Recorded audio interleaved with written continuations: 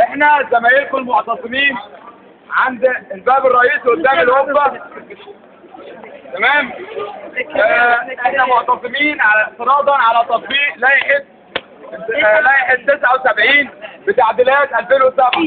لائحه 79 اللي بتحدد انتخابات اتحاد الطلبه، واللي كان وضعها السادات لقمع الحركه الطلابيه في السبعينات، وجه مبارك ونظام مبارك السابق حط عليها تعديلاته في 2007، واللي زادت مزيد من قمع الحريات والحياه السياسيه للطلبه داخل الجامعه، وبتجرم اي نشاط سياسي داخل الجامعه.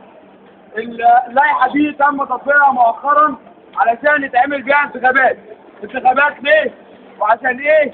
واحنا اساسا السنه خلاص خلصت، احنا الترم وقف النشاط فيه بيكون في نص 4، وهم هيعملوا انتخابات، والانتخابات هتكون يوم 11 و12/4. طيب وبعدين التصويب هيكون يوم 22/4. يعني الاتحاد اللي جاي ده مش هنعمل حاجه، لازمته زي اللي الاول الناس كانت بتقول ان هي عاوزه تنزل انتخابات اتحاد الطلبه علشان على اعتبار ان اتحاد طلاب مصر هو هيتم اختيار الامين والامين المساعد ليه علشان يكونوا ممثلين الطلبه في اللجنه التاسيسيه لوضع الدستور. اللجنه دي اللي حطيتها في جيبها خلاص كلها جماعه معينه بعينها وحزب معين ثاني، واحنا عملنا حزب جديد.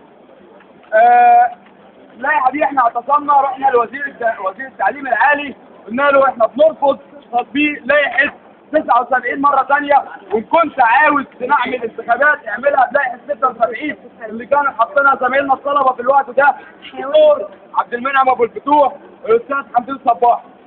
رد علينا وقال لنا بمنتهى البساطه انا الوزير اعمل اللي انا عاوزه، لو مش عاجبكم اخبطوا دماغكم في الحيط. احنا قلنا له احنا مش هنخبط دماغنا في الحيط، مش هنشتغل ثاني بلائحه كان امن الدوله حاططها علشان ما يخليناش نشتغل وما يخليناش ناخد حريتنا جوه الجامعه. احنا انطلقت الاعتصام بتاعنا بقالنا اكتر من 20 يوم. يمكن الجامعه القاهره وجامعه عين شمس بسبب الضغط بتاع الاعتصام هم الجامعتين الوحيدتين اللي تاجل كل مدى بتتاجل فيهم الانتخابات نتيجه للضغط اللي موجود. احنا النهارده عملنا حمله جديده وتبدا النهارده بالمعرض ده، وبالحمله دي هي حمله قاطعوهم اللي هو البيان بتاعها في ايديكم دلوقتي. تقدروا تخشوا الحمله عن طريق البيت بتاعتها عشان تشوفوا اسمها قاطعوهم.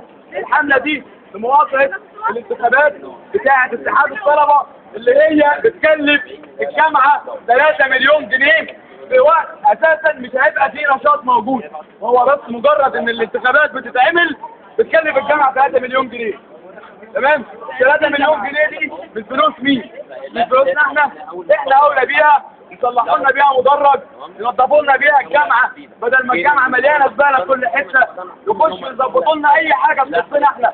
المعامل بتاعت كليه علوم اللي هي معامل المدارس الحكوميه انضف منها 20 مره، والمفروض ان المعامل دي يكون فيها بعد كده يتخرج منها علماء وناس شايله هم البلد دي فوق دفع.